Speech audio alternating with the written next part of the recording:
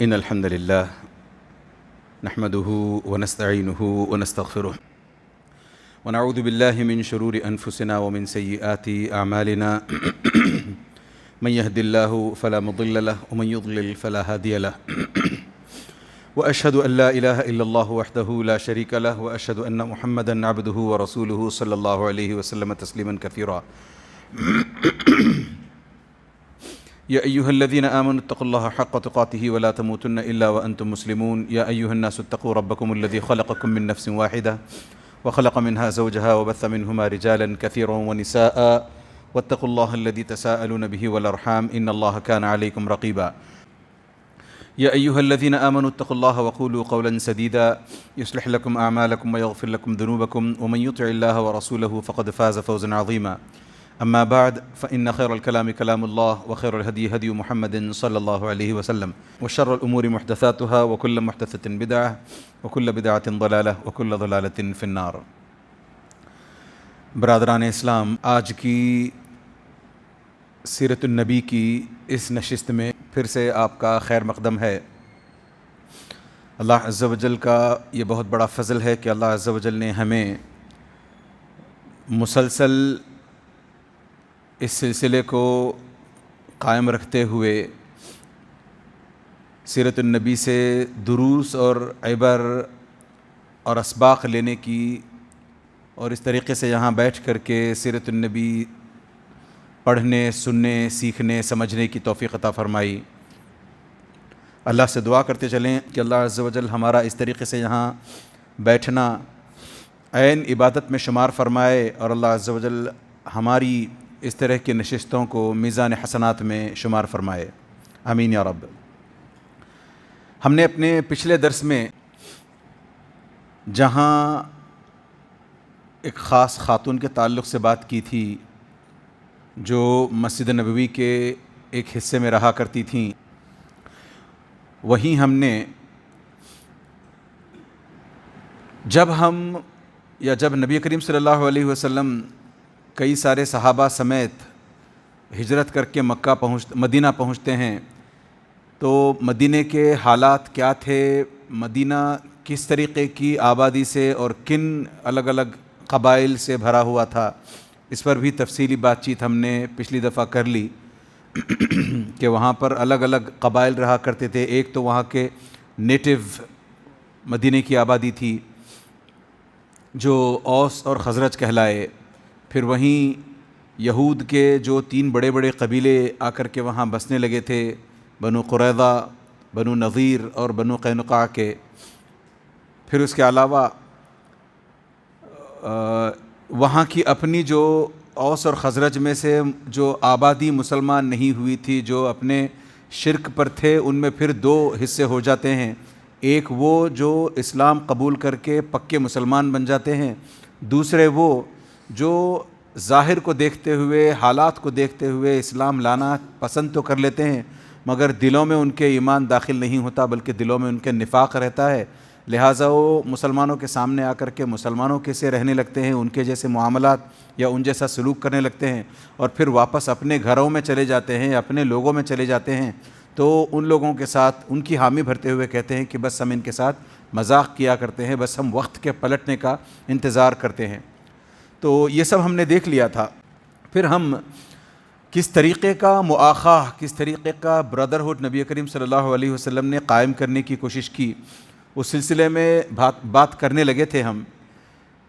ہم نے یہ دیکھا تھا، بلکہ ہم یہاں سے انشاءاللہ تعالی آج یہ دیکھنے کی کوشش کریں گے اور سمجھنے کی کوشش کریں گے کہ یہ جو ان پیرلل برادرہڈ ہے، یعنی ایسا مؤاخاہ نبی کریم صلی اللہ علیہ وسلم نے کروایا، مکہ اور مدینے والوں کے بیچ میں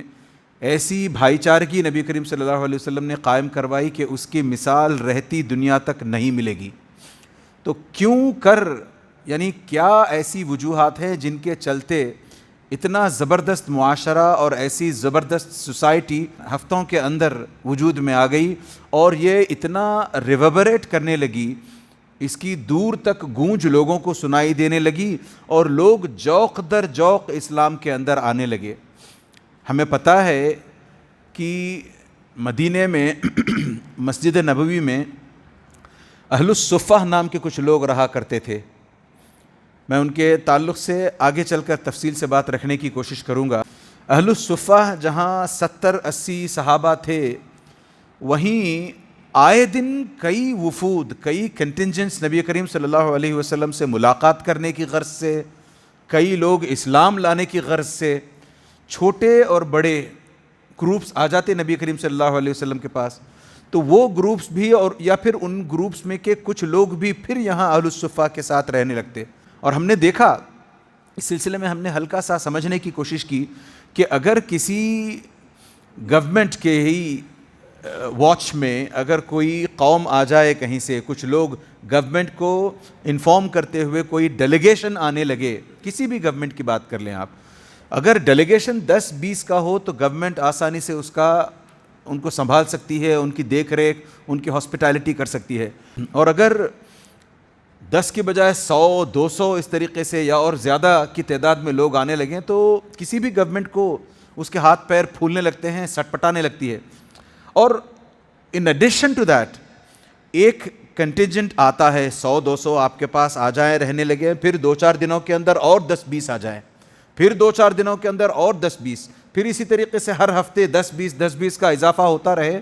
تو کس کو کیسے ہینڈل کیا جائے؟ ان کی ہاسپٹیلٹی کا، ان کی دیکھ ریکھ کا، ان کے ساتھ کسی قسم کی اونچ نیچ نہ ہو، اس کا کیسے انتظام کیا جائے؟ بہت بڑا چیلنج تھا یہ اپنے آپ میں. اور اس چیلنج کو آپ اس طریقے سے بھی دیکھیں کہ مکے سے جو لوگ آئے تھے ان کا رہنے کا انداز، لائف سٹائل ان کا کمپلیٹلی ڈیفرنٹ، کمپلیٹلی الگ. اور یہ جو مدینے میں لوگ رہتے ہیں ان کا اپنا لائف سٹائل الگ. مثال کے طور پر مکے کی جو آبادی ہے وہ عام طور پر ٹریڈ اسپیشلسٹس ہیں، عام طور پر تجار ہیں، تجارت کرتے ہیں. ان کا کام ہی سرمایہ لگاؤ، دوسری جگہ سے مال لے آیا، مکے میں بیچا، مکے سے مال نکالا، دوسری جگہ جا کر کے بیچا. یہ عام طور پر ان کا اپنا ذریعہ معاش تھا، سورس آف انکم تھا. یہاں مدینے میں حالات بالکل الٹ تھے. مدینے کی آبادی ایکسپورٹ امپورٹ سے کہیں زیادہ اس پر ریلائی کرتی تھی، اس پر نربھر تھی کہ ان کی اپنی کھیتی باڑی ہوا کرتی تھی، اور یہ کھیتی باڑی میں ماہر بھی تھے اور تھوڑی بہت کرافٹسمنشپ بھی ان کے اندر تھی. تو یہ سب چیزوں کو لے کر کے اپنا گزر بسر ان کا ہوتا تھا، سورس آف انکم دوسرے معنوں میں ان کا یہ تھا. اب آپ اندازہ کریں کہ جو خود ایک کسان نہ ہو، اس سے آپ ہل جتوانے کی کوشش کریں، اس سے کہیں کہ آپ فیلڈز میں جاؤ، پلاؤ کرو، ہل جوتو، بیج بو، پانی ڈالو، سینچو، کیسے کر پائے گا؟ تو مکے کے یہ لوگ جو تھے، ہل کیسے جوتا جاتا ہے، کھیتی کیسے کی جاتی ہے، اس سے بالکل ناواقف تھے. ان کی سمجھ سے یہ چیزیں بالکل باہر تھیں. تو اس طریقے سے ان کو یہاں لا کے ایڈجسٹ کرنا یہ اپنے اندر ایک بڑا چیلنج. اور دوسری طرف یہ بھی دیکھیں کہ جہاں مکے کے لوگ اپنا سب کچھ چھوڑ چھاڑ کر آئے تھے، نہتے آئے تھے، کسی کے پاس کوئی بریف کیس، کوئی سوٹ کیس تک نہ تھا کہ چلو اس کے اندر میرا پیسہ لگتا ہے، سب خالی ہاتھ لگ بھگ، اور جو بدن پر کپڑے ہیں بس اتنے ہی. اکا دکا صحابہ ہوں گے جن کو یہ آسانی ہوئی ہو کہ کچھ لے کر چلے ہوں اپنے گھروں سے، ورنہ تو اپنے رشتہ داروں کو بھی وہاں چھوڑ کر آئے ہیں. تو اندازہ کریں کہ ان کی دماغی حالت کیسی رہی ہوگی کہ ان لوگوں نے اپنے اپنوں کو کھویا ہے، اور جو ان کے آس پاس رہا کرتے تھے ان لوگوں نے ان پر مظالم ڈھائے ہیں، طرح طرح کے ظلم ڈھائے ہیں. اب یہاں یہ آتے ہیں تو ایک اجنبی سا ماحول، الگ سے لوگ جن کی اپنی الگ پہچان، جن کا اپنا الگ لائف سٹائل، ان کے ساتھ کیسے ہمارا انٹریکشن ہوگا، ان کے ساتھ ہماری کیسے لین دین کیسی ہوگی، ان کے ساتھ ہم کیسے جی پائیں گے. اور دوسری طرف مدینے کے لوگوں کو دیکھیں کہ ان میں بھی ایسا نہیں تھا کہ ہر کوئی خوب مالدار ہو. ان کا بھی ایسا تھا، ان میں سے کئیوں کا، کہ بس مہینے بھر کے اخراجات ان کے چل جاتے تھے، یا پھر زراعت سے زراعت تک. یہاں سے آپ نے پروڈیوس نکالی ہے، اس پروڈیوس کو بیچ کر کے دوسری پروڈیوس لگائے، آپ دوسری مرتبہ کھیت جوتے، ہل جوتے کریں، پھر فصل اگ کر کے آئے، تب تک آپ کی چلتی ہے دکان. پھر فصل اگ کر کے ہاتھ آئے گی، پھر آپ کی دکان چلے گی، آپ کا گھر چلے گا. تو ایسے میں کتنا مشکل رہا ہوگا کسی بھی گورنمنٹ کے لیے، یا نبی کریم صلی اللہ علیہ وسلم کے تعلق سے سوچ کر کے دیکھیں کہ کیسا نبی کریم صلی اللہ علیہ وسلم کے لیے مشکل رہا ہوگا کہ وہاں کے لوگوں کو لا کر کے یہاں ایڈجسٹ کیا جائے. خاص طور سے آپ اس کانٹیکسٹ میں، اس تناظر میں دیکھنے کی کوشش کریں کہ اگر یہاں اس طریقے سے کہیں باڑھ آ جاتی ہے، یا کہیں کچھ نقصان ہو جاتا ہے، نیچرل کلیمٹیز آ جاتی ہیں، جس کی وجہ سے کچھ لوگوں کو اٹھا کر کے ریفیوجی کیمپس میں رکھا جاتا ہے. کئی دفعہ ہوتا ہے ہمارے، صرف یہاں نہیں، پورے ورلڈ اوور یہ چیز ہوتی رہتی ہے، دنیا بھر میں یہ چیزیں ہوتی رہتی ہیں. لوگ کئی سارے ڈسپلیس ہو جاتے ہیں بارشوں کی وجہ سے، طوفانوں کی وجہ سے، سیلاب کی وجہ سے، ڈراؤٹ کی وجہ سے، قحط کی وجہ سے. تو یہ ان کو جب اٹھا کر کے دوسری جگہ رکھا جاتا ہے تو وہاں کی آبادی جہاں ان کو رکھا جاتا ہے ان کو قبول کرنے کو تیار نہیں ہوتی، اسی لیے ان کو ریفیوجی کیمپس میں رکھا جاتا ہے. ورنہ تو یہ کہا جاتا نا کہ بھئی 4 دن کے لیے آپ اپنے دروازے کھول دو اپنے گھروں کے، آپ ان کو اپنے ہاں رکھ لو، نہیں رکھتا کوئی. تو ایسے میں اس کو بھی انڈر لائن کرتے چلیں کہ کتنا مشکل رہا ہوگا، کلچرل جو اتنا ڈفرنس ہے دونوں کے اندر، دونوں آبادیوں کے اندر، اور ایسی اجنبیت میں اگر جب کہ آپ سب کچھ اپنا چھوڑ کر کے آئے ہو. یاد رکھیں عام طور پر ایسا ہوتا ہے کہ آپ چھوڑ کر للہ چل تو دیے ہوں، وہاں سے آ تو گئے ہو مدینہ، مگر آپ کی طبیعت میں تھوڑی سی اونچ نیچ ہو جائے،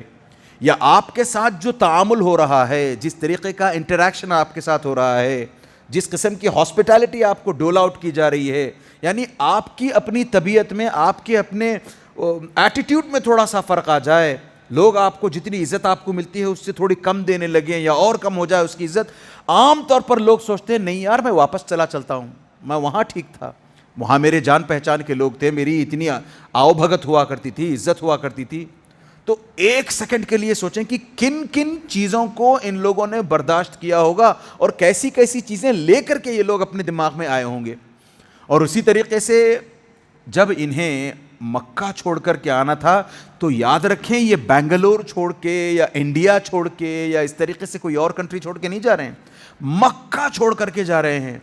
یہ ایک تو ان کا اپنا آبائی وطن، یعنی ان کا اپنا خود کا نیچرل انہیبیٹنٹس ہیں وہاں کے، وہ وہاں کے رہنے والے ہیں، وہاں کے باشندے ہیں. آن ٹاپ آف دیٹ مکہ جیسی سرزمین کو چھوڑ کر کے جانا، یعنی آپ خود اگر اہل مکہ ہو، مکے والے ہو، تو آپ کا پھر ترا کیا ہوتا ہے، آپ کا پھر ایٹیٹیوڈ کیسا ہوتا ہے. اور پھر اگر آپ قریش میں سے ہو، یعنی مکے کی کعبے کی نگرانی کرنے والوں میں اگر آپ کا نام آتا ہو، آپ اس خاندان سے ہو، تو پھر آپ کا ایلیویٹ ہو جاتا ہے اور آپ کی قدر بڑھ جاتی ہے. اس سب کو قربان کر کے یہ لوگ آئے تھے. اور ان کے ساتھ ہوا بھی کچھ ایسا کہ جب یہ یہاں پہنچے ہیں تو ان میں سے کئی صحابہ، ہو سکتا ہے آب و ہوا کے بدلنے کی وجہ سے، ہمارے ساتھ بھی ہوتا ہے نا، تھوڑا سا کلائمیٹک کنڈیشنز کیا چینج ہوئے، طبیعت ہماری گڑبڑانے لگتی ہے. یہاں سے ہم کسی دوسری جگہ چلے جائیں، کوئی دلی چلا جائے، کوئی ممبئی چلا جائے، یہاں سے یہاں کے اور ممبئی کے ٹیمپریچر میں، کلائمیٹ میں، ویدر میں فرق ہوتا ہے. اس کی وجہ سے پھر وہاں والا یہاں آئے تو بیمار، یہاں والا وہاں جائے تو بیمار، پھر سیٹل ہونے میں، ایڈجسٹ ہونے میں ٹائم لگتا ہے اس کو. تو اسی طریقے سے ہم ان صحابہ میں سے کئیوں کے ساتھ ہوا کہ جب یہ وہاں گئے ہیں تو سخت بخار نے انہیں آ گھیرا ہے، بری طریقے سے بیمار پڑ گئے ہیں کئی صحابہ. اور اتنا سخت بخار کہ بلال رضی اللہ عنہ کے بارے میں تو خاص طور سے آتا ہے کہ جب ان کا بخار ہلکا سا کم ہوتا، عائشہ رضی اللہ عنہ روایت کرتی ہیں کہ جب ان کا تیز بخار ہوتا تو ہوتا، جب آہستہ سے بخار کا ان کا ٹیمپریچر نارملائز ہونے لگتا، گرنے لگتا، تو ان کی زبان سے اشعار نکلنے لگتے. وہ کہتے کاش مکے کی وہ سرزمین جس کی وہ ایک خاص قسم کی گھاس کا نام لے کر کہتے ہیں، اس کی گھاس، مکے کی اس سرزمین کی وہ گھاس اور وہ پیڑ، وہ پودے، وہ پہاڑ، وہ جھرنے، کاش ایک مرتبہ وہاں پھر سے جانے کا موقع ملے مجھے، کاش وہاں پھر میں اپنوں کے بیچ چلا جاؤں. تو اس طریقے کی باتیں. خود ابو بکر رضی اللہ عنہ کے تعلق سے بھی آتا ہے کہ وہ خود کہا کرتے تھے کہ کل امرئ مصبح فی اہلہ،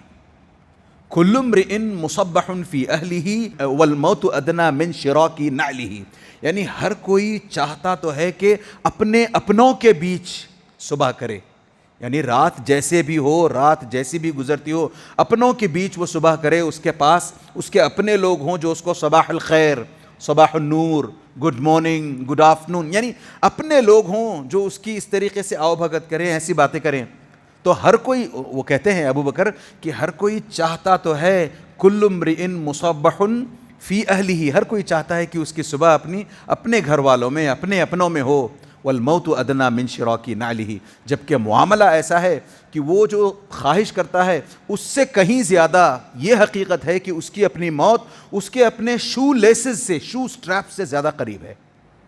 تو اس طریقے کی تمام باتیں. اور یاد یہ بھی رکھ کر چلیں کہ ایک تو یہ مکہ چھوڑ کر کے آئے تھے. میں نے ابھی کہا تھا کہ اگر ہمارے ساتھ تھوڑا سا اونچ نیچ ہو جائے, خاص طور سے طبیعت خراب ہونے لگے, تو ہمارا من کرتا ہے نہیں چھوڑ دیا جائے جاب.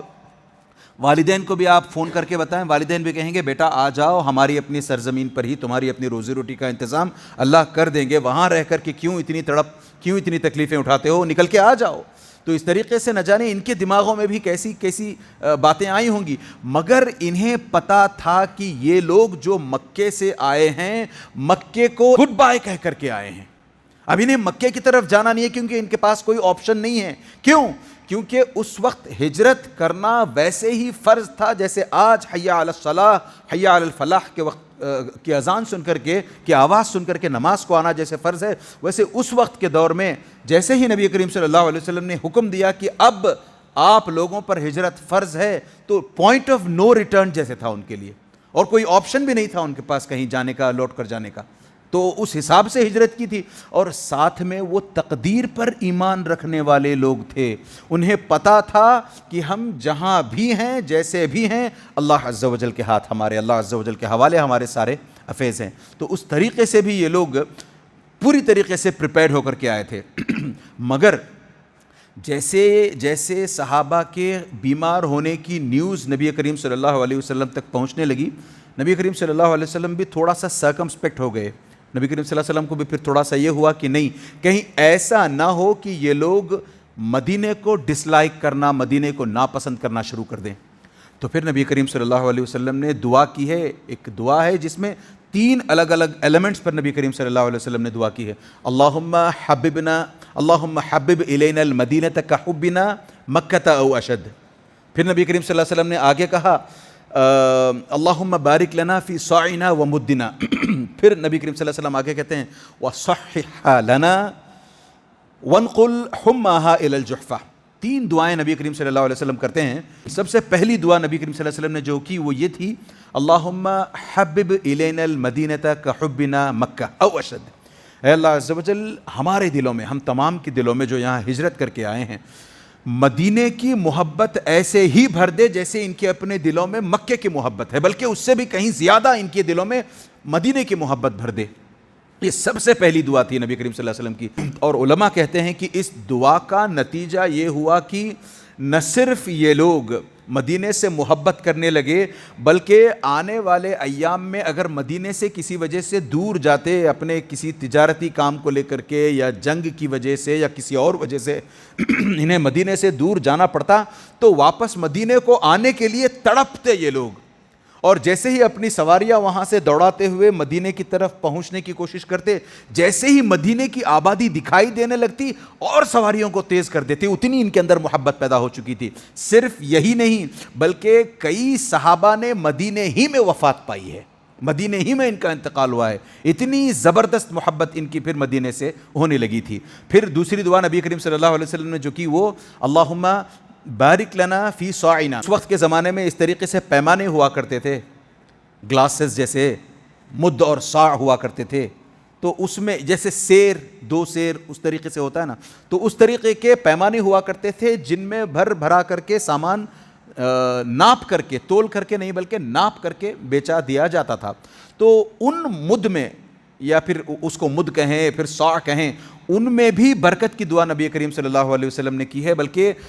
علماء کہتے ہیں کہ اگر ان 2 مد اور صاع کے علاوہ تیسرا کوئی اور پیمانہ ہوتا جس سے کوئی چیز ناپی جائے تو نبی کریم صلی اللہ علیہ وسلم اس میں بھی برکت کی دعا فرماتے. تو نبی کریم صلی اللہ علیہ وسلم نے مدینے سے محبت کی جیسے دعا کی اور اپنی روزی روٹی میں برکت کی جیسے دعا کی. علماء کہتے ہیں کہ یہ دعا بالکل ابراہیم علیہ السلام کی اپنی دعا جیسی تھی. جیسے جب ابراہیم علیہ السلام نے کہا تھا وَإِذْ قَالَ إِبْرَاهِيمُ رَبِّ اجْعَلْ هَذَا بَلَدًا آمِنًا وَارْزُقْ أَهْلَهُ مِنَ الثَّمَرَاتِ. نبی کریم صلی اللہ علیہ وسلم کہتے ہیں, بلکہ قرآن کی خود آیت ہے, اس کی تفسیر میں بھی نبی کریم صلی اللہ علیہ وسلم کہتے ہیں کہ جب ابراہیم علیہ السلام نے یہ دعا کی کہ اے اللہ عز و جل وَإِذْ قَالَ إِبْرَاهِيمُ رَبِّ اجْعَلْ هَذَا بَلَدًا آمِنًا, اے اللہ عز و جل اس بستی کو, مکے کو ایک امن والا, ایک پیسفل شہر بنا دے, ایسا شہر بنا دے جس میں صرف امن ہی امن, شانتی ہی شانتی ہو. آج بھی دیکھیں کتنی شانتی، کتنا امن ہوتا ہے۔ پھر قرآن خود دوسری جگہ کہتا ہے کہ اس کے آس پاس سے لوگ اچک لیے جاتے ہیں، اس کے آس پاس سے لوگوں کے مالوں کو لوٹ لیا جاتا ہے، مگر جیسے ہی کوئی مکے کی حدود میں داخل ہو جائے، باؤنڈریز میں داخل ہو جائے، پوری طریقے سے امان میں آ جاتا ہے۔ اور پھر دعا جو دوسری کی تھی ابراہیم علیہ السلام نے، وَارْزُقْ أَهْلَهُ مِنَ الثَّمَرَاتِ، مکے میں رہنے والوں کے کھانے پینے میں، ان کے فروٹس میں برکتیں عطا فرمانا، انہیں خوب روزی روٹی عطا فرمانا۔ آج بھی دیکھیں اس وقت سے لے کر کے کہ کس طریقے سے الگ الگ قسم کے پھل، الگ الگ قسم کی غذائیں وہاں پر دستیاب ہوتی ہیں۔ تو ویسی جو دعا جو ابراہیم علیہ السلام نے کی تھی، ہو بہو ویسی ہی دعا نبی کریم صلی اللہ علیہ وسلم نے مدینے کے تعلق سے کی۔ اور پھر تیسری جو دعا کی نبی کریم صلی اللہ علیہ وسلم نے، وہ کہا وَصَحِّحْهَا لَنَا وَانْقُلْ حُمَّاهَا إِلَى الْجُحْفَةِ، اے اللہ عز و جل مدینے کو ہمارے لیے پرفیکٹلی فٹ بنوا دو، یعنی مدینے کی جو کلائمیٹک کنڈیشنز ہیں ہماری اپنی طبیعت کے بالکل مطابق ہو جائیں، ہمارے اپنی طبیعت کو کمپیٹیبل کرنے لگیں، وہ اس کے ساتھ ہو جائیں، ہم اس سے پریشان نہ ہو، مدینہ ہم سے پریشان نہ ہو، تو ایسے ہمارے حالات کر دینا۔ وَانْقُلْ حُمَّاهَا إِلَى الْجُحْفَةِ، اور یہاں جو لوگوں کے اندر بخار کا عالم ہے، لوگ اتنے بخار میں مبتلا ہیں، پریشان ہیں، اس بخار کو یہاں سے اٹھا کر کے ایک اور جگہ ہے جس کا نام جحفہ، وہاں ٹرانسفر کر دینا، وہاں منتقل کر دینا اس کو۔ تو علماء نے کہا ہے اس سلسلے میں کہ کیوں وہاں کی بات کیوں کی، صرف اٹھا لینے کی بات کرتے نبی کریم صلی اللہ علیہ وسلم کی، ان لوگوں کو شفا یاب کر دو، یہاں کے لوگوں کو بخار سے آپ دور کر دو، صحت یاب کر دو، ان کی ہیلتھ لوٹا دو۔ اس کے بجائے نبی کریم صلی اللہ علیہ وسلم نے یہ الفاظ کیوں کہے کہ یہاں کے بخار کو اٹھا کر کے جحفہ، یعنی دوسرے مقام، خاص مقام کا نام لے کر کہا کہ وہاں ٹرانسفر کرو؟ علماء کہتے ہیں کہ اس کے پیچھے حکمت یہ ہے کہ نبی کریم صلی اللہ علیہ وسلم نے ایسے اس لیے کہا کہ وہاں کے جو لوگ تھے، جحفہ کے لوگ، خاص طور سے مشرکین کی مدد میں لگے ہوئے تھے اور اگینسٹ مدینہ، یعنی مدینے کے لوگوں کو کیسے ستایا جائے، نئے نئے مسلمانوں کو کیسے ستایا جائے، ہجرت کر کے جو لوگ آ رہے ہیں ان کو کیسے ستایا جائے، اس قسم کی سازشوں میں، اسکیمنگ میں لگے رہتے تھے۔ تو اللہ عز و جل سے نبی کریم صلی اللہ علیہ وسلم نے یہ دعا کی کہ ان کو اس بخار کو اٹھا کر کے وہاں منتقل کر دے، تاکہ وہ ہمارے خلاف کنسپائر کرنے کی بجائے، اسکیمنگ کرنے کی بجائے اس بخار سے جوجھنے میں اپنا وقت لگا دیں، اس بخار میں یہ لوگ مبتلا رہیں، تاکہ ہماری طرف دھیان ان کا کم رہے۔ تو اس طریقے سے نبی کریم صلی اللہ علیہ وسلم نے نہ صرف دعا کی، یہاں پھر سے دیکھیں ہم عام طور پر صرف دعاؤں کا سہارا لیتے ہیں اور پھر اپنی طرف سے کچھ نہیں کرتے، یا پھر ہمارے ساتھ معاملہ یوں ہوتا ہے کہ ہم اپنے تئیں، اپنے ہاتھوں، اپنے ایفرٹ لگا کر کے سب کچھ کر لیتے ہیں، پیچھے پلٹ کر کے نمازوں کو جانا، دعائیں کرنا وہ نہیں کرتے۔ تو وہ جو بیلنس ہوتا ہے کہ ایک طرف ہم اللہ عز و جل سے پوری طریقے سے، پوری دلجوئی کے ساتھ، پوری دل جمعی کے ساتھ، اور اسی طریقے سے پوری کنوکشن کے ساتھ اللہ عز و جل کے سامنے اپنی پریشانیاں رکھیں، دعائیں مانگیں، اور ایٹ دا سیم ٹائم اتنی ہی ہماری اپنی ایفرٹ، ہمارے اپنے ہاتھوں میں جو کچھ ہے، ہماری اپنی پہنچ میں جو کچھ ہے، اس کو لے کر کے ایفرٹ لگایا جائے۔ یہ جو بیلنس کریٹ کرنا ہوتا ہے، اس کا ایک اور جگہ جگہ نبی کریم صلی اللہ علیہ وسلم نے اس کا نمونہ چھوڑا ہے، اس کے لیے ہمارے لیے سملیٹیوڈ چھوڑا ہے۔ تو اس کا ایک اور نمونہ یہاں ملتا ہے کہ صرف نبی کریم صلی اللہ علیہ وسلم نے اللہ عز و جل سے دعا نہیں کی اللہم حبب الینا المدینۃ کما کحبنا مکۃ او اشد، یعنی مکے جیسی محبت لوگوں کے دل میں ہے، ویسی محبت ان کے مدینے کو لے کر کے ان کے دلوں میں ڈال دو، ہمارے ساع میں، ہمارے مد میں برکتیں عطا کرو۔ صرف اتنے پر سیمت نہیں رہے نبی کریم صلی اللہ علیہ وسلم، بلکہ اپنے ہاتھ سے اپنی طاقت بھر جو کچھ ہو سکتا تھا وہ کیا، تاکہ پھر ایسا معاشرہ، ایسی سوسائٹی وجود میں آئے۔ اس کے لیے کیا کیا نبی کریم صلی اللہ علیہ وسلم نے، اس پر بھی انشاءاللہ تعالیٰ ابھی بات کریں گے۔ اس سے ایک منٹ پہلے ہم نے ابھی دیکھا کہ کیسے مکے کے لوگ وہاں کی محبت میں گرفتار تھے، اپنے وطن سے کیسی محبت وہ لوگ کرتے تھے۔ دیکھیں اسلام اپنے وطن سے محبت کرنے کو ناجائز نہیں ٹھہراتا، ہر کسی کی اپنی جگہ سے محبت ہوتی ہے، پھر وہ جگہ چاہے جیسی بھی ہو۔ کوئی بندہ اپنی زندگی کا بڑا حصہ پھر چاہے امریکہ، انگلینڈ جیسے کنٹریز میں بھی گزار لے، مگر اس کے روٹس اگر کسی انڈیا کے کسی ولیج سے یا کسی اور جگہ ہی کے کسی اسمال ولیج سے اس کے روٹس ہیں، تو وہ چاہے گا کہ اپنے روٹس تک واپس جائے۔ حالانکہ دونوں میں کمپیریزن ناممکن، وہ ایک دم اعلیٰ ترقی یافتہ مقام ہوتے ہیں، اور یہاں ترقی کا نام و نشان نہیں ہے، اس کے باوجود بھی چونکہ وہ اس مقام سے ہے، اپنا اس کی پیدائش یہاں کی ہے، یہ یہاں پلا بڑھا ہے، تو اس وجہ سے یہ چاہتا ہے کہ یہاں آئے۔ لہٰذا اسی طریقے سے ہمارے اپنے صحابہ کے دلوں کے اندر جو مکے کی محبت تھی وہ غلط نہیں تھی، کیونکہ وہ ہر انسان کے ساتھ وہ فطری چیز ہے، اٹس اے نیچرل تھنگ، ہر کوئی کرتا ہے یہ۔ ہاں یہ ضرور ہے کہ اسلام آپ کی اس محبت کو صحیح طریقے سے چینل کروانے کی کوشش کرتا ہے۔ آپ کی محبت آپ کے اپنے تئیں، آپ کے اپنے کنٹری کو لے کر کے، آپ کے اپنی جگہ کو لے کر کے ہے، یقیناً وہ باقی رہے، اس کو آپ صحیح طریقے سے چینل کچھ اس طریقے سے کرو کہ پھر اسلام کی آڑ نہ بنے یہ محبت، نہ آپ کی محبت کے لیے کوئی تکلیف کا کوئی سبب بنے پھر۔ تو اس طریقے سے نبی کریم صلی اللہ علیہ وسلم نے نہ صرف ان کے لیے دعا کی، بلکہ میں آپ کے سامنے بتاؤں کہ انصار اور مہاجرین میں جو میل بیٹھایا ہے، جو بھائی چارگی دونوں کے درمیان کروائی ہے، یاد رکھیں ایک تو میں نے ابھی کہا تھا کہ مکے سے جو لوگ آئے ہیں ان میں سے کئی لوگ قریش کے لوگ ہیں، ایک دم سپیریئر سوسائٹی، ارے ہم لوگ ہیں جو کعبے کی دیکھ بھال کرتے ہیں، ہم لوگ ہیں جو کعبے کے متولی ہیں، ہم لوگ ہیں جن میں سے کسی کے پاس کعبے کی چابیاں ہوتی ہیں، ہم کعبے کے نگہبان ہیں، ہم رکھوالے ہیں کعبے کے، تو ان کا اپنا وہ اس ایٹیٹیوڈ کے باوجود بھی جب یہ مدینہ پہنچتے ہیں تو ان میں وہ ایٹیٹیوڈ نہیں ہے، وہ زیرو ہو چکا ہے۔ ویسے ہی مدینہ پہنچنے کے بعد انصار نے جس قسم کی مدد مدینے والوں کی ہے، اس مدد کو بھی آپ آگے رکھ کر کے دیکھیں، اتنی مدد ہم نے کر دی، آپ انفیریئر ہو ہم سپیریئر ہیں، ایسا بھی معاملہ نہیں تھا، جبکہ ان لوگوں نے اپنے دروازے اپنا سب کچھ کھول کر کے دے دینا، قربان کر دینا چاہا تھا۔ تو اس حساب سے بھی نہ یہ مکے والے اپنے آپ کو بڑا سمجھتے تھے، نہ وہ اپنے آپ کو بڑا سمجھتے تھے مدینے والے، حالانکہ دونوں کے پاس ریزنز ضرور تھے کہ آپ آئے ہو، آپ اپنا سب کچھ چھوڑ کر کے آئے ہو، آپ کے ہاتھوں میں کچھ نہیں ہے، آج آپ کی جھولی میں اگر کچھ ہے تو ہم نے دیا ہے، تو آپ سیکنڈ کلاس سٹیزن ہوئے، آپ ریفیوجی ہوئے، آپ یہاں کے تھوڑے ہی ہو، کبھی نہیں، ایسا کبھی انہوں نے کسی کو محسوس ہونے تک نہیں دیا۔ اسی وجہ سے اللہ عز و جل نے دونوں کی فضیلت فرمائی، اور دونوں میں بھی سپیریئر اللہ عز و جل نے پھر سے مہاجرین کو رکھا، کیونکہ انصار نے مدد ضرور کی ہے، اپنا سب کچھ کھول کر دیا ہے، سب کچھ سامنے لا کر کے رکھا ہے، ضرور کیا ہے، مگر اپنا سب کچھ چھوڑ کر کے، اپنے رشتہ داروں سے قطع تعلق کر کے، ان کے ساتھ رشتہ داریوں کو سفر کر کے نکل کے آ جانا، توڑ کر کے نکل کے آ جانا کوئی چھوٹی بات نہیں ہوتی۔ اسی وجہ سے اللہ عز و جل نے جگہ جگہ قرآن میں جہاں بھی ان دونوں کمیونٹیز کا، مہاجرین یعنی جو ہجرت کر کے آئے، انصار جن لوگوں نے مدد کی، اصل میں انصار ان کا نام نہیں ہے، ان کے اپنے ٹرائبز کا نام تو اوس اور خزرج ہے، اللہ عز و جل نے انہیں یہ ٹائٹل دیا کہ ان لوگوں نے اتنی مدد کی ہے کہ اللہ عز و جل نے انہیں مدد کرنے والا، انصار مدد کرنے والے، تو اللہ عز و جل کی طرف سے دیا گیا ٹائٹل ہے۔ لہٰذا جب بھی ان دونوں کا نام قرآن میں، جب بھی ان دونوں کا تذکرہ قرآن میں آیا ہے، ذکر قرآن میں آیا ہے، سب سے پہلے مہاجرین کا آیا ہے، پھر اس کے بعد انصار کا ذکر آتا ہے۔ اور اسی بریتھ میں یہ بھی کہہ دوں کہ نبی کریم صلی اللہ علیہ وسلم صاف الفاظ میں کہتے ہیں، صحیح بخاری کی روایت ہے، آیت الایمانی حب الانصار و آیت النفاقی بغض الانصار۔ ایمان کی نشانیوں میں سے ایک نشانی یہ ہے کہ ایک بندہ انصار سے محبت کرے، اور اگر کوئی بندہ انصار سے محبت نہیں کرتا تو اس کے وہ نفاق کی، اس کی وہ ہپوکریسی کی نشانی ہے۔ کیوں؟ نبی کریم صلی اللہ علیہ وسلم نے اتنی زبردست بات کیوں کہی؟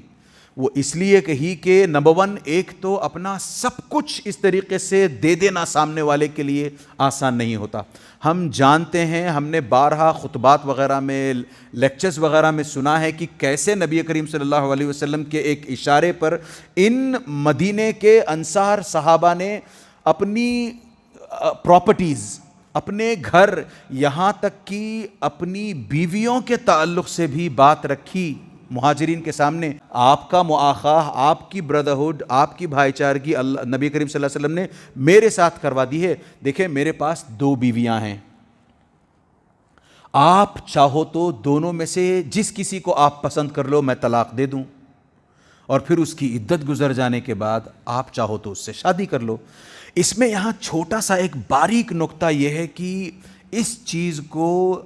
غیر مسلم لوگ ہمارے اگینسٹ پیش کرتے ہوئے کہتے ہیں کہ آپ نے کیا عورتوں کو کموڈٹی سمجھ رکھا ہے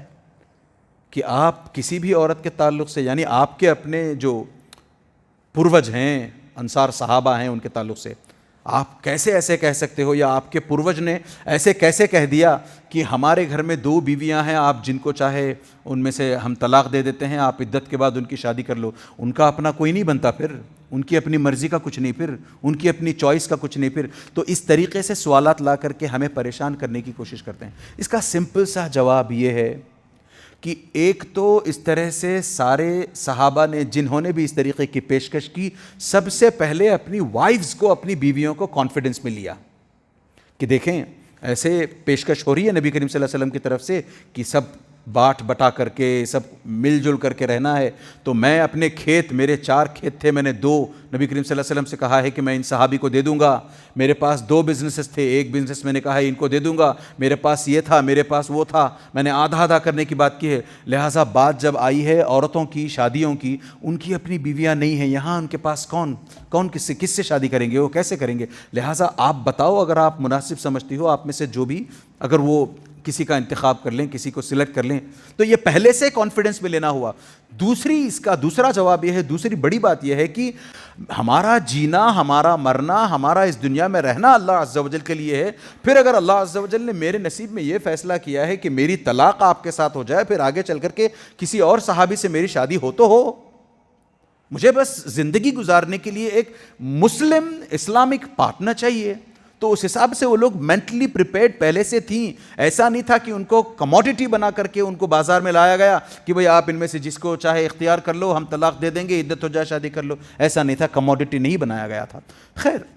تو ایک تو اتنی بڑی قربانی، اپنا سب کچھ دے دینا آسان نہیں ہوتا. اسی وجہ سے نبی کریم صلی اللہ علیہ وسلم نے کہا کہ آیت الایمانی حب الانصار، کہ ایمان کی علامتوں میں سے ایک علامت یہ ہے کہ آپ انصار سے محبت کریں، انصار کے تعلق سے اپنے دل میں محبت پالیں. ایک تو یہ وجہ ہوگی. دوسری وجہ، جس طریقے سے انصار نے نبی کریم صلی اللہ علیہ وسلم کو 2 سال پہلے ہی بتا دیا تھا کہ آپ آئیں ہمارے پاس، ہم آپ کی مدد کرنے کو تیار ہیں. پھر دوسرا جب کنٹنجنٹ گیا تو اس نے بھی یہی کہا کہ آپ آئیں، ہمارے دروازے کھلے ہیں آپ کے لیے. اب ایونچولی جب نبی کریم صلی اللہ علیہ وسلم مدینہ پہنچتے ہیں تو یہ لوگ اپنی بات سے مکرتے نہیں ہیں. ارے ہم نے تو نہیں سوچا تھا کہ 20 کی بجائے 200 لوگ آ جائیں گے، 200 کی بجائے 2000 نہیں سوچا تھا ہم نے، لہٰذا ہم اپنے ہاتھ نہیں، ایسا کچھ نہیں کیا، بلکہ اپنا جو پرومس تھا، اپنی جو بات تھی اس کو پورا کیا کہ ہم آپ کو سپورٹ ہر قسم سے کریں گے. ہم نے کہا تھا یہ رہا ہمارا سپورٹ، آپ بولے ہماری جانوں کے نذرانے آپ کے لیے پیش ہیں. تو اس طریقے سے بھی مدد کی. اور اس کے علاوہ جیسی آگے چل کر کے دشمنوں کی مدد، دشمنوں کے خلاف اسلام کی اور مسلمانوں کی انصار نے مدد کی ہے. پھر چاہے آپ بدر دیکھ لیں، احد دیکھ لیں، اس طرح کی دوسری جنگیں دیکھ لیں، جیسے انہوں نے جوہر دکھلائے ہیں اپنے بہادری کے، اور جیسے مسلمانوں کو ان لوگوں نے شیلڈ کیا ہے ان دنوں، تو اس سے بھی صاف سمجھ میں آتا ہے کہ اسی وجہ سے یا ان وجوہات کے چلتے ہمارا فرض بنتا ہے کہ ہم انصار سے محبت کیا کریں. اور اسی طریقے سے جیسے کمزور صحابہ تھے، آئے گی انشاءاللہ تعالیٰ ان کے سلسلے میں بھی بات، کہ جو کمزور ناتواں صحابہ تھے یا پھر ایسے صحابہ تھے جن کا کوئی سورس آف انکم نہیں تھا، کوئی ان کے پاس پیسہ لتا رہنے کی کوئی جگہ نہیں تھی، ایسے صحابہ کو بھی انصار صحابہ نے جس طریقے سے ان کی مدد کی اور جیسے ان کو سہارا اپنی طرف سے دیا، ظاہر سی بات ہے کہ اتنا سب کچھ کر جانے والے کے تعلق سے ہر کسی کے دل میں محبت ہونی چاہیے. ارے ہمارے ساتھ ہی اگر کوئی ہلکا سا نیک سلوک کر جائے، ہمارے اگر 25 تاریخ کے آس پاس پیسے ختم ہو جائیں، 5 دن ہم اگر کیسے کاٹنے یہ سوچنے لگیں، ایسے میں کوئی آ کر کے ہمارے ہاتھ کچھ روپیے کچھ نوٹ تھما جائے، کہے کہ یہ رکھ لیں آپ، بس مہینے کے آخر تک آپ کا چل جائے، گزر بسر ہو جائے، لوٹانے کی بھی ضرورت، کتنا ہم اس کے لیے مرہون محنت محسوس کریں گے، کتنا ہم انڈیٹڈ محسوس کریں گے ایسے شخص کے لیے. وہاں دیکھیں کیا کیا نہیں کیا تھا ان صحابہ نے، مہاجرین صحابہ کے لیے. تو اس حساب سے صاف سمجھ میں آتا ہے کہ نبی کریم صلی اللہ علیہ وسلم نے جو مؤاخاہ کروایا تھا، جو بردرہڈ ان دونوں کے بیچ کروایا تھا، 2 کمیونٹیز کے بیچ، اس کے بیج جو بوئے گئے تھے، ان کے جو سیڈز تھے، ان پر بات کرنا ضروری ہے. تو سب سے پہلے تو میں اس پر بات کرنے کے لیے اس کی تفصیل اب شروع کرتا ہوں کہ کچھ لوگ کہتے ہیں کہ یہ جو مؤاخاہ ہوا ہے، بردرہڈ کی جو مجلس بیٹھی ہے، جو بات چیت چلی ہے اور جو یہ ایکٹیویٹی ہوئی ہے، مسجد نبوی میں ہوئی ہے، کچھ کا ماننا ہے. وہیں کچھ اور کہتے ہیں کہ نہیں، یہ ایکٹیویٹی مسجد نبوی میں نہیں ہوئی بلکہ انس ابن مالک رضی اللہ عنہ کے گھر ہوئی ہے یہ ایکٹیویٹی. اور لگ بھگ 70 اور کچھ روایات میں 90 صحابہ تھے 90 اور بلکہ کچھ روایات میں 100 کمپینینز، 100 صحابہ تھے، 45 انصار میں سے تھے، 45 مہاجرین میں سے تھے. ان 45 کے بیچ میں 1 on 1 لے کر کے نبی کریم صلی اللہ علیہ وسلم نے مواخاہ کروایا ہے. ایک ایک کو بلایا ہے کہ آپ ان کے ذمہ دار ہو، آپ ان کے ذمہ دار ہو، آپ کے ذمے میں یہ ہیں، آپ کے ذمے میں یہ ہیں. ایک ایک کے ساتھ نبی کریم صلی اللہ علیہ وسلم نے مواخاہ کروایا ہے. اور اس مواخاہ کو، مواخاہ مطلب بردرہڈ، اس بھائی چارگی کو اللہ عز و جل نے قرآن میں بھی اپہولڈ کیا ہے. اللہ عز و جل کہتے ہیں والذین آمنوا وہاجروا وجاہدوا فی سبیل اللہ والذین آووا ونصروا اولئک هم المؤمنون حقا. وہ لوگ، نبی کریم صلی اللہ علیہ وسلم، اللہ عز و جل کہتے ہیں والذین آمنوا، وہ لوگ جو ایمان لے آئے، وہاجروا اور ہجرت کی ان لوگوں نے، وجاہدوا فی سبیل اللہ اور اللہ عز و جل کے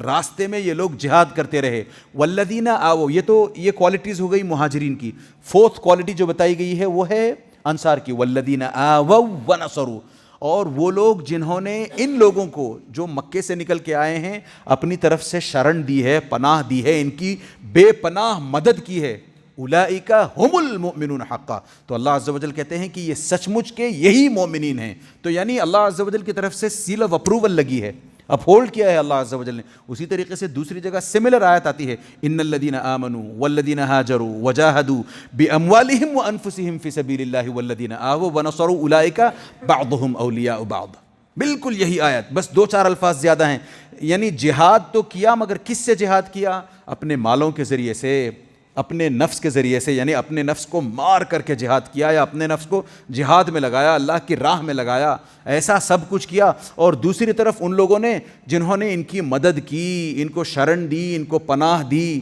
اور سب نبی کریم صلی اللہ عز و جل کہتے ہیں اولئک بعضهم اولیاء بعض. یہ آپس میں ایک دوسرے کے دوست ہیں، آپس میں ایک دوسرے ہی کے ہیں. یہ they are from one another. یہ الگ نہیں ہیں، کسی اور کمیونٹی کے نہیں ہیں. تو ایک تو یہ نبی کریم صلی اللہ علیہ وسلم نے کروایا، اور دوسرے انصار نے جس قسم سے اپنی کھیتیاں، میں نے کہا نا ابھی تھوڑی دیر پہلے، اپنی کھیتیوں کے بارے میں کہا کہ میرے پاس 2 کھیت ہیں، ایک کھیت آپ لے لو، ایک کھیت ہم لے لیتے ہیں. میرے پاس کھجوروں کے 2 باغ ہیں، ایک باغ آپ رکھ لو، ایک ہم رکھ لیتے ہیں. میرے پاس 2 گھر ہیں، ایک آپ لے لو، پسند کر لو، آپ کو جو چاہیے وہ گھر لے لو، ایک میں رکھ لیتا ہوں. تو اتنی پیشکشوں کے کرنے کے باوجود بھی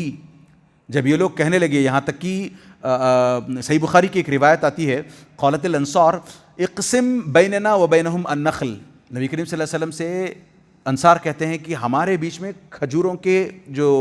باغات ہیں ان کو بانٹ دیں آپ. تو نبی کریم صلی اللہ علیہ وسلم نے کہا اللہ نہیں، ایسا نہیں. کیونکہ نبی کریم صلی اللہ علیہ وسلم کو at the back of the mind پتہ تھا کہ یہ لوگ کھیتی باڑی نہیں کر سکتے، تو ان کا یہ اپنا فوٹے نہیں ہے. تو نبی کریم صلی اللہ علیہ وسلم نے کہا کہ یہ نہیں کریں گے ہم. تو پھر انصار نے تھوڑا سا ریسیڈ کیا، اپنا ایک قدم پیچھے لیا، پھر کہا یکفون المؤونہ وتشرکون فی التمر. آپ اتنا کروائیں نبی کریم صلی اللہ علیہ وسلم کہ یہ ہمارے ساتھ جو ہے کھیتی باڑی میں ہماری مدد کر دیا کریں،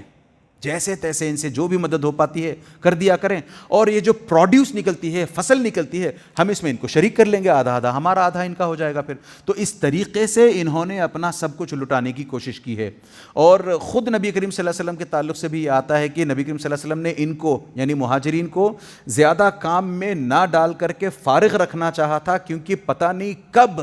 دشمنوں کی طرف سے حملہ ہو، کب دشمن وہاں سے دھاوا بول دے، کب وہاں سے حلہ بول دے دشمن، اور اس کے لیے ہمیں یہاں پر تیاری کرنی ہو. تو اس حساب سے بھی نبی کریم صلی اللہ علیہ وسلم نے تیاری کروائی تھی. ہاں یہ ضرور ہے کہ نبی کریم صلی اللہ علیہ وسلم نے کہا کہ جن جن کی انکلیمڈ زمینیں ہیں، اس وقت ایسا نہیں ہوا کرتا تھا جیسے آج ہوتا ہے کہ آج یہاں سے آپ 50 کلومیٹر بھی دور چلے جائیں، اچانک آپ اپنا گھر نہیں بنا سکتے وہاں پر جا کر کے کیا چلیں کچھ نہیں ہے، سب کچھ جنگل سا ہے. ہم نہیں، آپ کو گورنمنٹ سے اپروول لینا پڑتا ہے، خریدنا پڑتا ہے، پھر چاہے وہ سستے داموں میں ملے آپ کو، مگر خریدنا ہی پڑے گا. مگر اس زمانے میں ایسا نہیں ہوا کرتا تھا. جس طریقے سے لوگوں کی آبادیاں جہاں تک ہوا کرتی تھیں، اب اس آبادی سے تھوڑا سا ہٹ کر کے یہاں آپ کی آبادی ختم ہوتی ہے، بس 2 فرلانگ آپ ہٹ جائیں، تھوڑا سا آگے جا کر کے آپ صاف صفائی کر لیں اس حصے کی، اپنے حساب سے اپنا گھر بنا لیں آپ. تو ایسے رہا کرتے تھے. تو ان انکلیمڈ زمینوں پر نبی کریم صلی اللہ علیہ وسلم نے کہا ہے کہ چلیں آپ لوگ جائیں، اپنے اپنے گھر بنا کر رہنا شروع کر دیں وہاں پر جا کر کے. تو اور انصار نے بھی اپنی، جیسے میں نے کہا کہ یہ ہماری اپنی زمینیں ہیں، بیکار پڑی ہیں، ان زمینوں کو لے لیں آپ چاہیں تو ہل جوت لیں ان زمینوں میں، کھیتی کر لیں ان زمینوں میں، یا آپ چاہیں تو ان زمینوں پر گھر بنا کر رہنے لگیں۔ تو اس طریقے سے ان لوگوں نے پیشکش کرنی اپنی طرف سے کی ہے، کئی طریقے کی پیشکشیں کی ہیں۔ تو ان کا اثر، ان پیشکشوں کا اثر مہاجرین کے ذہن پر اتنا تھا کہ کئی مہاجرین امیگرنٹس، کئی نبی کریم صلی اللہ علیہ وسلم سے یہ کہا کرتے تھے آ کر کے کہ یہ انصار لوگ کتنے اچھے ہیں، ان میں سے کئی ایسے ہیں جن کے پاس کئی دفعہ مال نہیں ہوتا ہے، پیسہ نہیں ہوتا ہے، اس کے باوجود بھی یہ لوگ دل کھول کر ہم پر خرچ کرتے ہیں، اور جب ان کے پاس مال ہوتا ہے، پیسہ ہوتا ہے، پروڈیوس سے، فصل سے پیسہ آیا ہے، اور کتنا دل کھول کر خرچ کرتے ہیں۔ آن ٹاپ آف دیٹ ہمیں بھی محنت مزدوری کرنے سے روکتے ہیں، کہتے ہیں کہ نہیں آپ زیادہ محنت نہ کرو، آپ سے نہیں ہوتا، آپ کی کھیتی باڑی آپ کا اپنا فوٹے نہیں ہے، آپ کا اپنا ہنر اس میں نہیں ہے، مت کرو۔ اس کے باوجود ہمیں کھجوروں میں شریک کرتے ہیں۔ تو یہ سب باتیں جب نبی کریم صلی اللہ علیہ وسلم کے سامنے کچھ صحابہ نے کہیں تو آگے انہیں ڈر بھی محسوس ہوا کہ نبی کریم صلی اللہ علیہ وسلم کہیں ایسا نہ ہو کہ ہم ان پر اتنے ڈیپینڈنٹ ہیں اور یہ سب کچھ ہمیں دیے جا رہے ہیں، کہیں ایسا نہ ہو کہ اللہ کے ہاں سارے کا سارا ریوارڈ، سارے کا سارا اجر ان کا ہو جائے، پھر ہمارے ہاتھ اجر کے نام پر کچھ نہ لگے۔ تو نبی کریم صلی اللہ علیہ وسلم نے فرمایا نہیں، جب تک تم ان کی تعریف کرتے رہو گے اور جب تک تم ان سے، اللہ سے ان کے لیے دعا کرتے رہو گے، تب تک انشاءاللہ تعالی ایسا نہیں ہوگا۔ تو یہ نبی کریم صلی اللہ علیہ وسلم نے کہا، اور پھر نبی کریم صلی اللہ علیہ وسلم کے کچھ خاص الفاظ بھی آتے ہیں، ان کی اپنی جس طریقے سے دل کھول کر مدد تھی تو اس کو دیکھ کر کے نبی کریم صلی اللہ علیہ وسلم کہتے ہیں لولا الہجرۃ لکنتم امرأ من الانصار، اگر ہجرت کی اپنی فضیلت نہ ہوتی تو میں پسند کرتا کہ میں بھی انصار میں سے ایک بن جاؤں، میری بھی اپنی تمنا ہوتی کہ میں یہاں کا نہ ہو کر کے انصار میں سے ایک ہوتا۔ کب؟ اگر ہجرت کی اپنی فضیلت نہ ہوتی، مگر ہجرت کی اپنی فضیلت ہے۔ اسی وجہ سے میں نے کہا کہ جب بھی قرآن میں دونوں کمیونٹیز کا ذکر آیا ہے، پہلے انصار کا نہیں بلکہ پہلے مہاجرین کا ذکر آیا ہے، پھر اس کے بعد انصار کا ذکر آیا ہے۔ پھر اسی طریقے سے نبی کریم صلی اللہ علیہ وسلم کی، جیسے نبی کریم صلی اللہ علیہ وسلم نے مؤاخاہ کروایا تھا، اس کی ایک چھوٹی سی سملٹیوڈ آپ کے سامنے رکھنے کی کوشش کرتے ہیں۔ ایک صحیح بخاری کی اگین ایک روایت ہے، نبی کریم صلی اللہ علیہ وسلم کے گھر ایک صحابی پہنچتے ہیں، اور کچھ روایات میں یہ ہے کہ یہ خود ابو ہریرہ رضی اللہ عنہ ہیں، راوی نریٹر خود ابو ہریرہ ہیں رضی اللہ عنہ۔ وہ کہتے ہیں کہ ایک مرتبہ کا واقعہ ہے کہ ایک صحابی نبی کریم صلی اللہ علیہ وسلم کی خدمت میں یہ کہنے کے لیے پہنچتے ہیں کہ میں بھوکا ہوں، کھانے پینے کے لیے میرے پاس کچھ نہیں ہے۔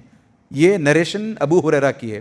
ایک نریشن میں یہ ہے کہ ابو ہریرہ یہ کسی کے تعلق سے کہہ رہے ہیں، دوسری نریشن میں یہ بات آتی ہے کہ نہیں، ابو ہریرہ خود اپنے تعلق سے بات کر رہے ہیں۔ بہرحال تو نبی کریم صلی اللہ علیہ وسلم کے پاس یہ صحابی پہنچتے ہیں، کہتے ہیں کہ میرے پاس کھانے پینے کو کچھ نہیں ہے، بہت بھوکا ہوں، آپ اگر کچھ انتظام کروا دیں کہیں سے کھانے کا۔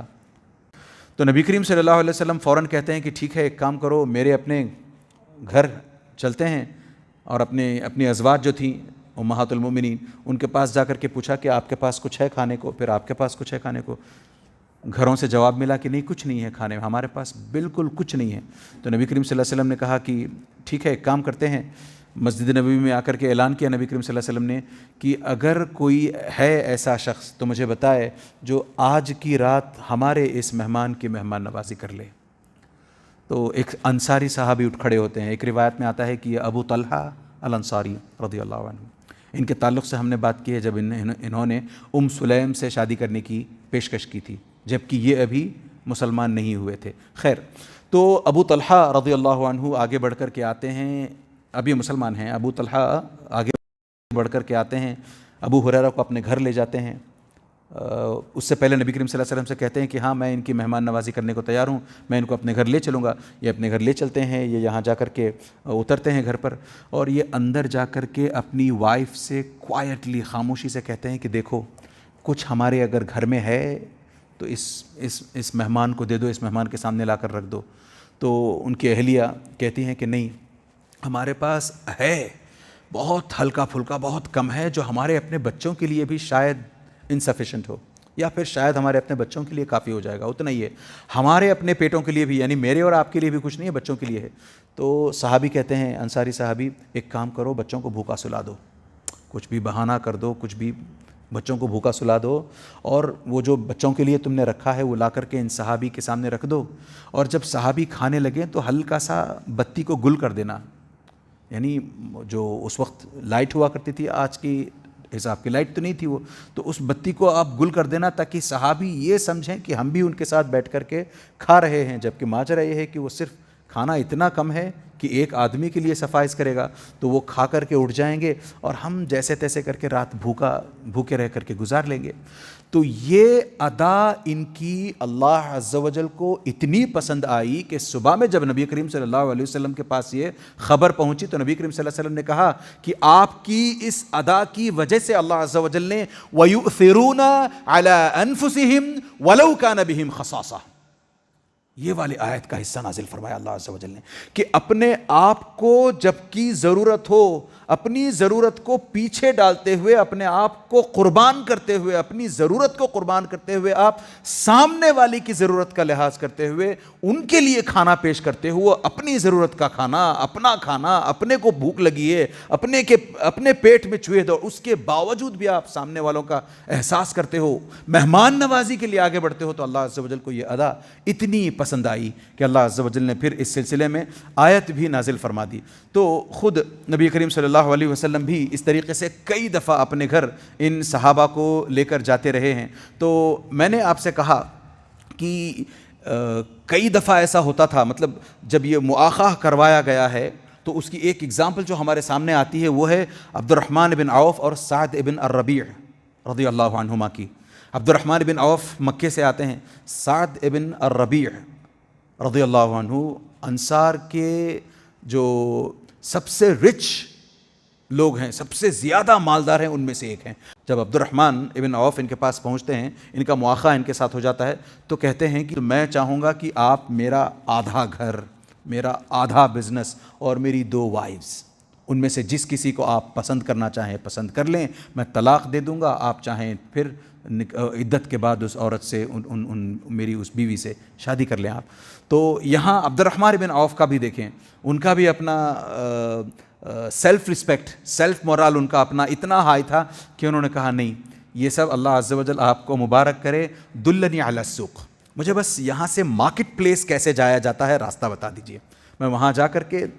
ہاتھ پیر ٹھیک ہے میرے، میں دھندا کروں گا، کاروبار کروں گا، کچھ نہ کچھ کروں گا میں، پھر اس کے حساب سے آگے دیکھا جائے گا۔ تو کچھ ہی عرصے کے اندر، بہت سے تھوڑے سے عرصے کے اندر، ایک تو یہ پہنچ جاتے ہیں اسی وقت مارکیٹ پلیس کو دھندا وندا کرنے کے لیے، اور بازار میں اتنی ان کی برکت اللہ عز و جل نے ان کے اپنے کمائی میں اتنی دی ہے کہ بہت شارٹ پیریڈ کے اندر یہ نہ صرف خوب کمانے دھمانے لگتے ہیں، بلکہ انصار کی کسی خاتون سے ان کی شادی بھی ہو جاتی ہے۔ اور جب ان کے اپنے کپڑوں پر ایک قسم کا رنگ دیکھتے ہیں نبی کریم صلی اللہ علیہ وسلم، جو دولہے کے کپڑوں پر عام طور پر ہوتا ہے، تو نبی کریم صلی اللہ علیہ وسلم پوچھتے بھی ہیں ہل تزوجت، ارے کیا تم نے شادی کر لی ہے؟ جو زردی رنگ جو تمہارے اپنے کپڑوں پر دکھائی دے رہا ہے، کیا تم نے شادی کر لی؟ تو انہوں نے کہا ہاں نعم۔ تو سمپلسٹی دیکھیے یہاں پر، ایک تو خود شادی کی ہے، نبی کریم صلی اللہ علیہ وسلم کو خبر نہیں ہے، نبی کریم صلی اللہ علیہ وسلم کو جب خبر لگتی ہے تو کپڑوں کو دیکھ کر کے خبر لگتی ہے۔ ہم یہاں ہلکا سا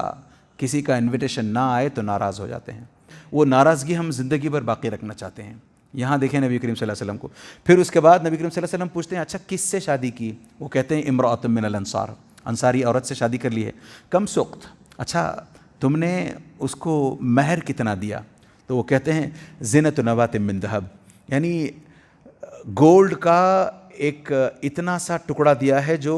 کسی بھی کھجور کی گٹھلی کے برابر ہوتا ہے۔ آپ آج کے تاریخ میں اگر اس کو ایوریج آن این ایوریج دیکھنا چاہیں، 5 گرام سے 10 گرام گولڈ،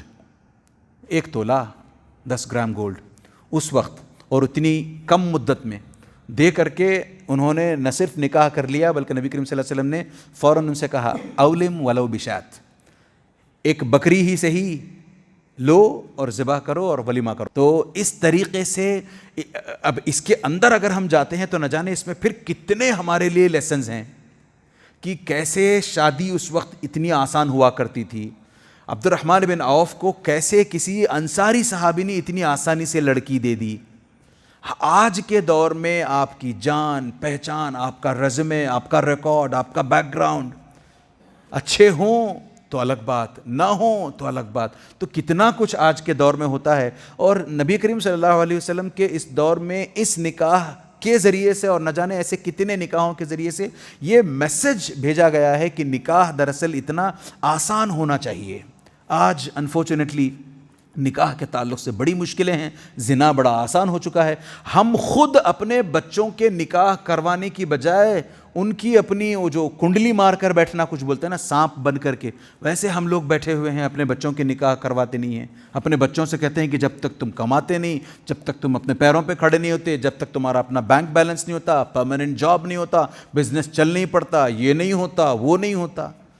اور ایسے میں جس بندے کو اپنی فزیکل نیڈ ضروری ہو، جیسے پیٹ کی بھوک لگتی ہے ویسے پیٹ کے نیچے والے حصے کی بھی اپنی بھوک ہے، تو وہ بھوک کیسے مٹائے گا اگر ہم بندشیں لگا دیں، اگر ہم اس کے آگے بیریکیڈز لگا دیں کہ جب تک تم یہ نہیں کرتے، جب تک تم وہ نہیں کرتے، پھر وہ غلط راستے اختیار کرتا ہے۔ تو ہم اپنی طرف سے کم از کم یہ کوشش کریں کہ ہمارا بچہ جیسے ہی جوان ہو اس سے بیٹھ کر کے بات کریں کہ اگر تمہیں شادی کی ضرورت ہے، آج نہیں نہ صحیح، جب بھی تمہیں لگے کہ تمہیں شادی کرنے کی ضرورت محسوس ہو رہی ہے، بتاؤ ہمیں،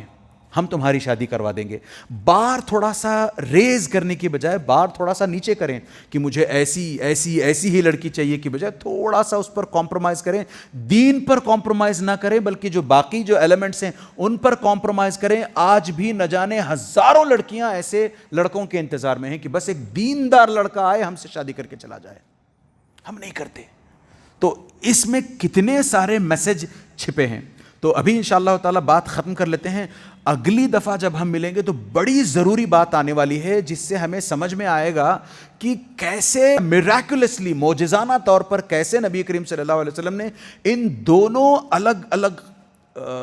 جیوگرافکلی الگ الگ رہنے والے لوگوں کے بیچ میں اتنی زبردست بھائی چارگی کیسے قائم کروا دی۔ اللہ سے دعا کریں کہ اللہ عز و جل ہمیں سیرت نبوی کو صحیح طریقے سے صحیح پیرائے میں سیکھنے، سننے، سیکھنے، سمجھنے کی توفیق عطا فرمائے، اور ہماری اپنی زندگیوں میں اللہ عز و جل اسی طریقے کی پازیٹیو تبدیلیاں پیدا فرماتا جائے، اور جب تک ہمیں زندہ رکھے سیرت نبوی کو اپنی مشعل راہ بنا کر زندہ رکھے، آمین یا رب۔ اور جب ہمارا خاتمہ ہو تو اللہ عز و جل